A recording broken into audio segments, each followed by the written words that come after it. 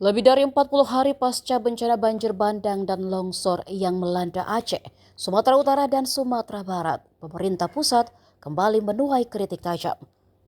Sorotan datang dari Lembaga Bantuan Hukum atau LBH Medan yang secara terbuka mempertanyakan konsistensi dan kapasitas kepemimpinan Presiden Prabowo Subianto dalam merespon krisis kemanusiaan. Direktur LBH Medan, Irfan Saputra, menilai sikap Presiden yang berubah-ubah terkait penetapan status bencana nasional dan penerimaan bantuan asing sebagai persoalan serius, bukan sekedar perbedaan kebijakan.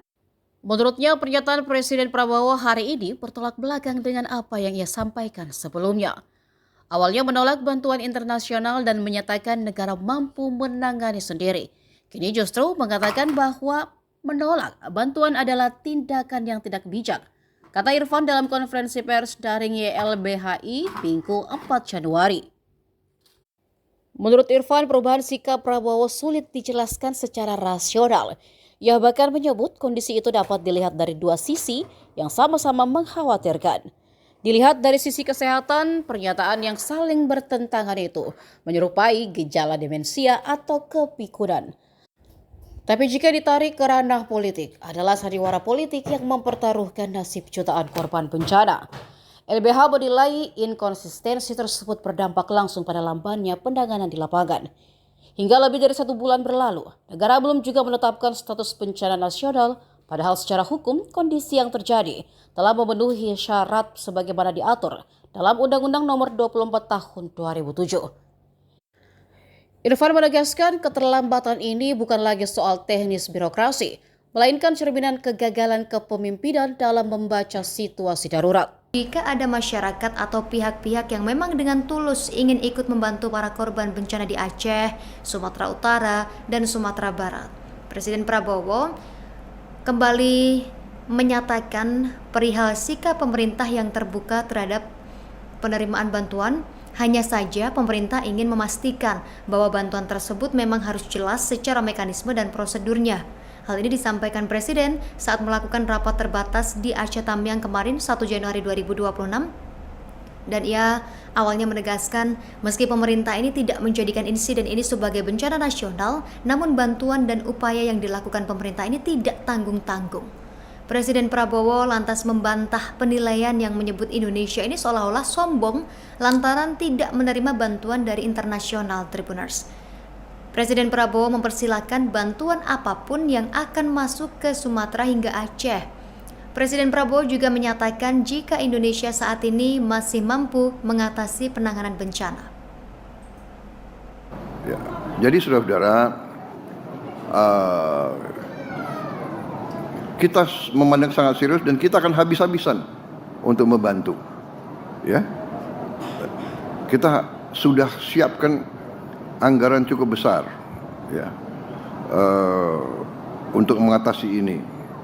Tetapi juga saya sudah dilaporkan oleh Pak Gubernur dan nanti saya akan bicarakan dengan beberapa pejabat lain mekanismenya. Kalau ada pihak yang tulus ikhlas mau membantu, ya kita jelas sebagai manusia kita masa menolak bantuan. Asal bantuannya itu jelas, ya. Jadi tadi saya sampaikan kalau ada pihak yang mau beri sumbangan, silahkan monggo bikin surat, saya ingin menyumbang ini, dan nanti kita dilaporkan ke pemerintah pusat, nanti kita yang akan salurkan. Kalau memang dia mau bantu, umpamanya ada diaspora Aceh di mana merasa terpanggil mau bantu di Aceh, ya monggo silahkan, ya kan, nanti kita salurkan. Ada diaspora Minang mau bantu apa itu ranah Minang, karena mungkin lebih banyak orang Minang ada di Jakarta mungkin ya daripada di Padang mungkin. Pak Doni juga orang Minang ini. Nggak apa-apa, nanti ya kan silakan nanti bantu. Mungkin ada juga di Sumatera Utara ada komunitas orang Batak di Jawa juga besar, juga banyak. Silakan. Dari luar negeri kita kalau bantuan ikhlas dan tulus dan nanti tersalur, nanti kita serahkan. Nanti mekanisme kita serahkan, mungkin apakah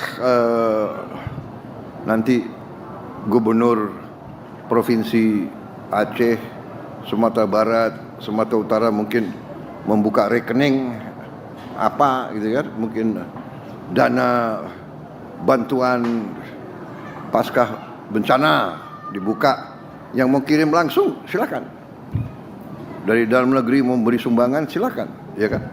Kita tidak menolak bantuan, hanya mekanisme dan prosedurnya harus jelas, ya kan,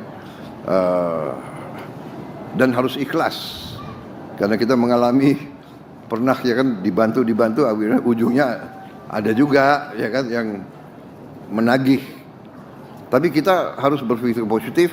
Yang penting kita secepatnya bekerja untuk meringankan penderitaan rakyat kita dimanapun. Itu tujuan kita.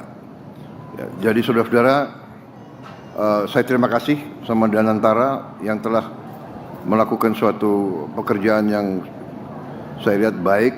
Ya, ini membangun 600 hunian dalam waktu singkat, itu suatu prestasi. Nanti kita tentunya saya minta Danantara koordinasi dekat dengan BNPB dan pemerintah daerah, ya, dengan gubernur dan bupati masing-masing, supaya tidak tumpang tindih. Di mana, ya, nanti koordinasinya ada yang mau di titik ini jelas siapa yang bangun, dan yang tadi mau titik terpencar siapa itu silakan. Yang penting nanti koordinasi yang ketat, ya. Tanya Pemda, tanya gubernur menilai di mana yang lebih penting, tanya bupati bagaimana, BNPB, supaya resources kita benar-benar bermanfaat, ya. Ya. Jadi saudara-saudara, Download Tribun X sekarang, menghadirkan lokal menjadi Indonesia.